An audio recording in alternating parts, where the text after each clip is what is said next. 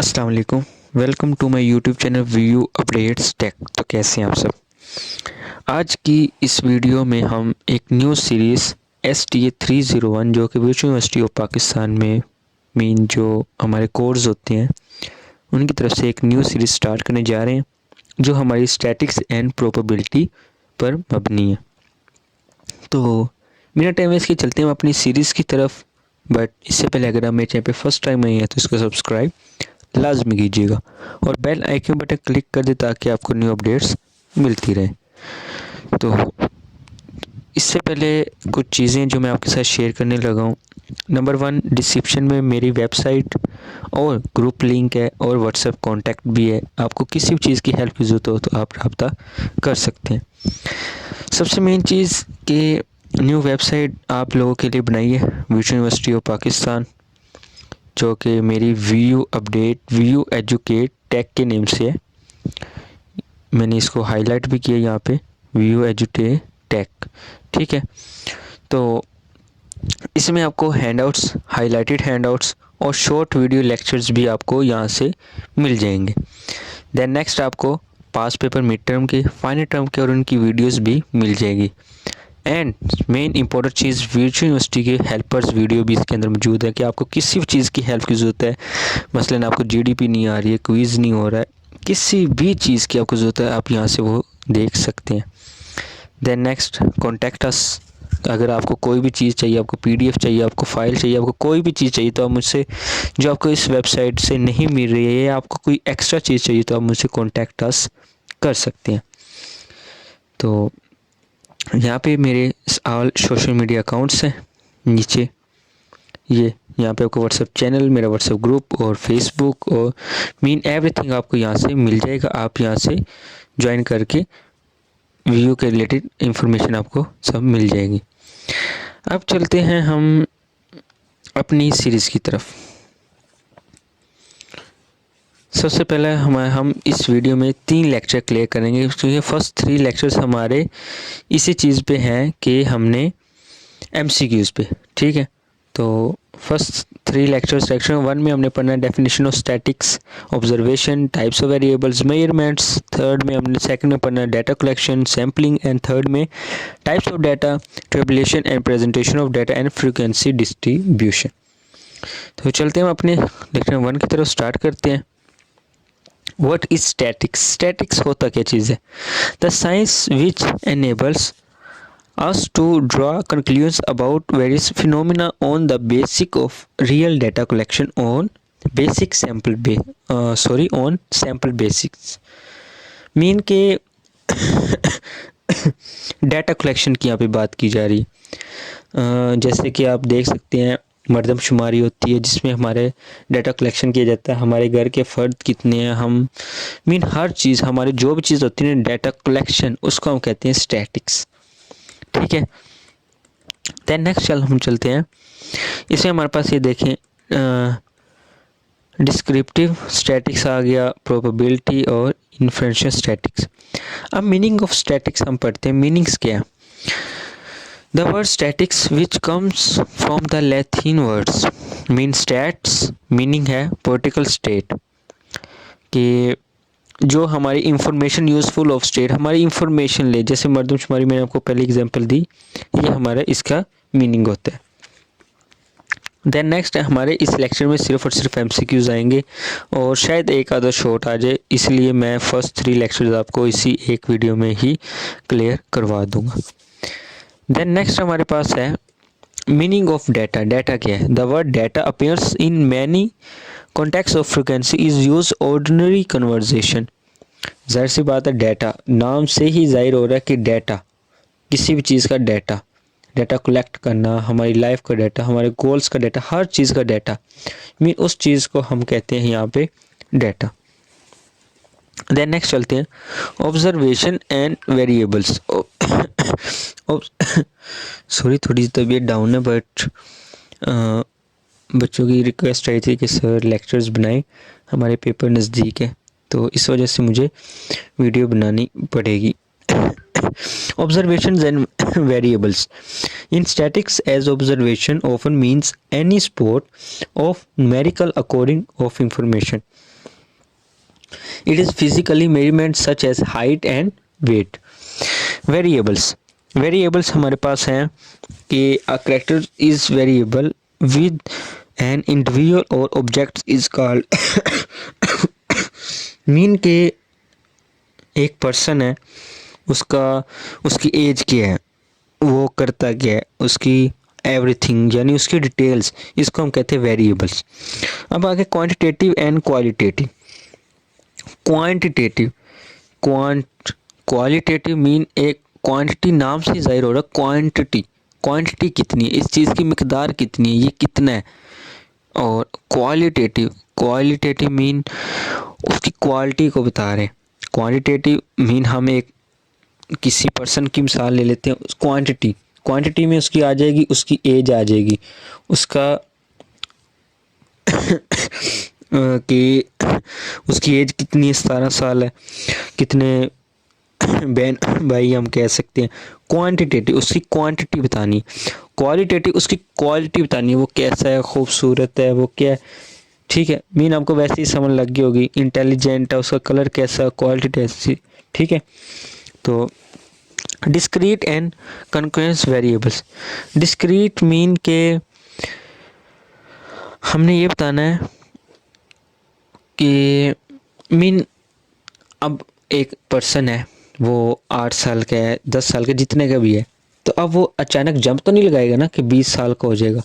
वो आराम से एक चीज़ का बढ़ना, इसको हम कहते हैं डिस्क्रीट, ठीक है। समझ ला कि कंटिन्यूस उस चीज़ का बढ़ना कि दिन ब दिन ये कोई ना कोई वो पर्सन बढ़ता जा रहा है उसकी, इसको हम कहते हैं कंटिन्यूस वेरिएबल्स। समझ आ गई?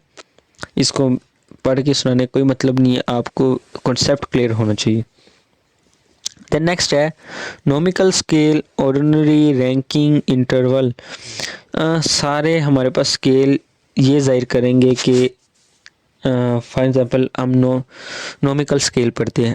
Grouping of observation is mutually exclusive quality category is set to be nominal scale. For example एक स्टूडेंट है, सेटिस्फाई मेल एंड फीमेल, मतलब हमने जाहिर सी बात है 2 कैटेगरी हैं, या तो वो मेल में होगा या फीमेल में होगा, तो ये हमारे पास आगे नोमिकल, उनको नोमिकल करना।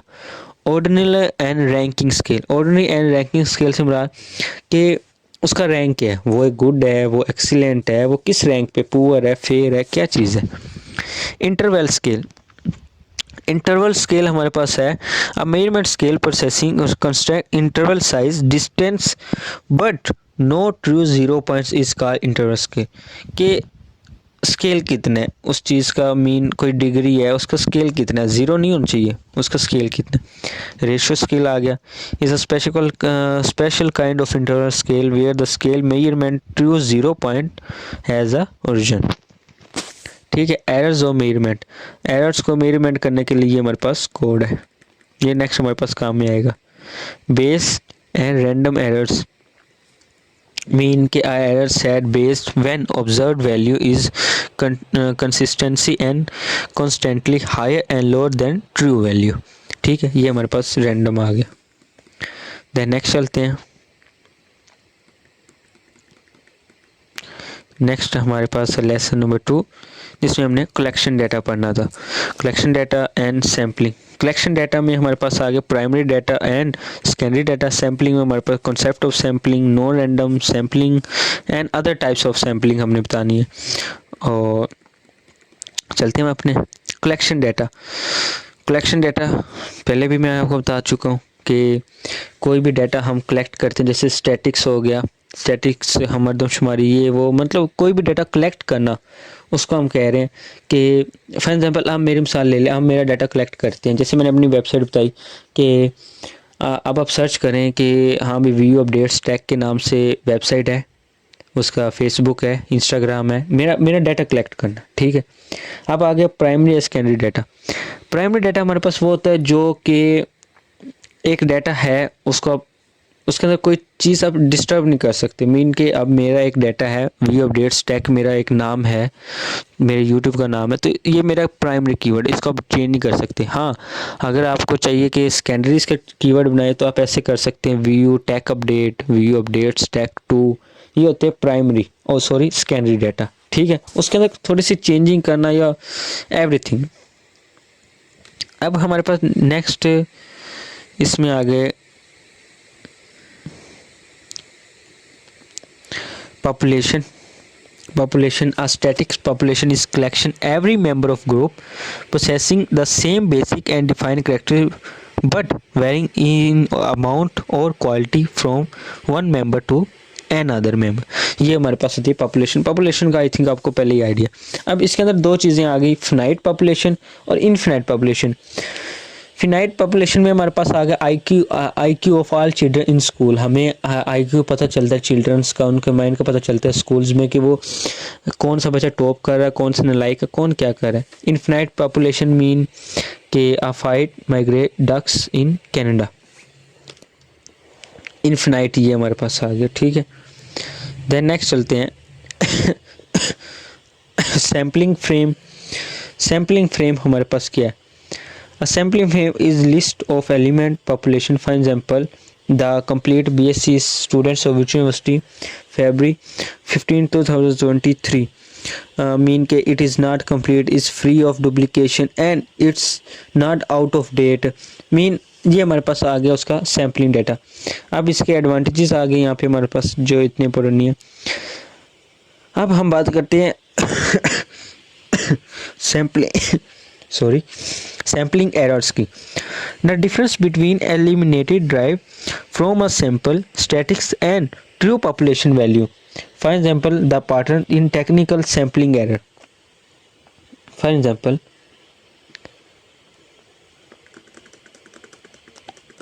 मीन ये हमारे पास एक आ गया सैम्पलिंग एरर, ठीक है।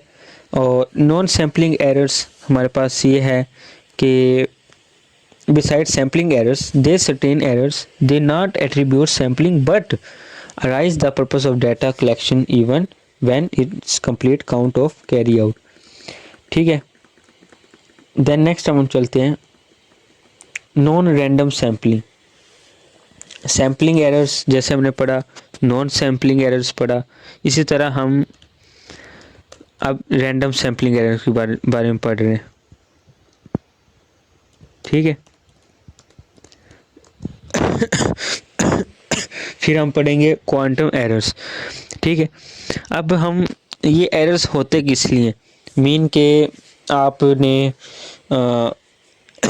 मर्दमशुमारी की और उसके अंदर आपको ऐसे लग रहा है कि कोई ना कोई एरर है, ठीक है।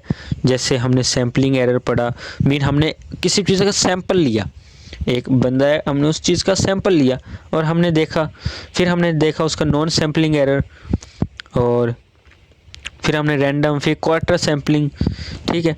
ये हमारे पास आ गई सैम्पलिंग। इनके डिसएडवांटेजेस, टाइप ऑफ रैम, ये हमारे पास उसकी टाइप्स आ गई, मल्टी स्टेज, क्लस्टर, एवरीथिंग, ठीक है। नेक्स्ट चलते हैं। अब फॉर एग्जांपल ये हमारे पास थाउजेंड्स ऑफ रैंडम डिजिट्स हैं। अब हमने क्या करना है, अब हम यहाँ पे फॉर एग्जांपल हमने एज लिख ली, ये 13 साल की उम्र के जो हैं वो हैं 6, 14 साल की उम्र के वो है 61, 15 ईयर की जो उम्र के यानी नंबर ऑफ़ स्टूडेंट्स है वो है 270। टोटल हमारे पास आ गया 1000। अब हम करना क्या है पता है, अब हमने ये करना है कि जितने वो है ना उसके अंदर उतने ही हमने प्लस कर देने। 66 है, 61, 6 इसमें प्लस किए 67 हो गए। 270 में 67 प्लस किए 337 आ गए।